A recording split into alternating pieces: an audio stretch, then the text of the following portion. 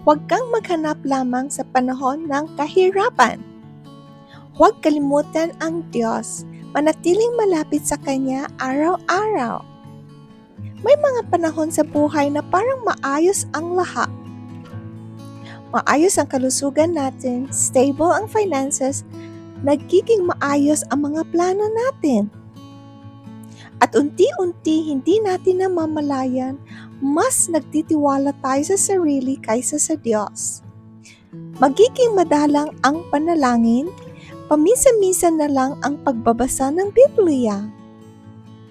Nagiging optional ang pagsamba, pero kapag dumating ang sakit, kapag nawalan tayo ng pag-asa, bigla tayong dumadaing at tumatawag sa Diyos. Maraming tao ang tinatrato ang Diyos na parang emergency exit kaysa araw-araw na kasama sa buhay. Pero ang relasyon sa Diyos ay hindi dapat seasonal lamang.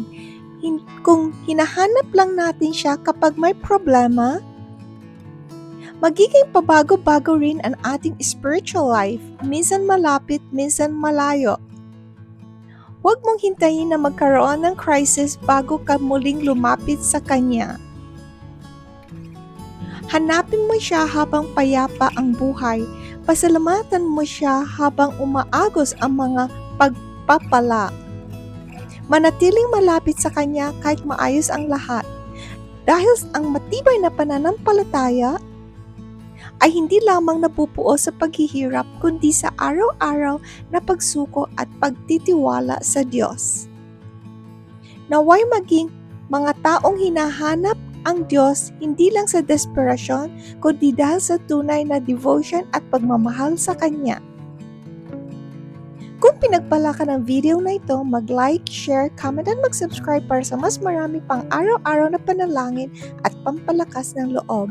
Sa susunod na video, God bless. Bye!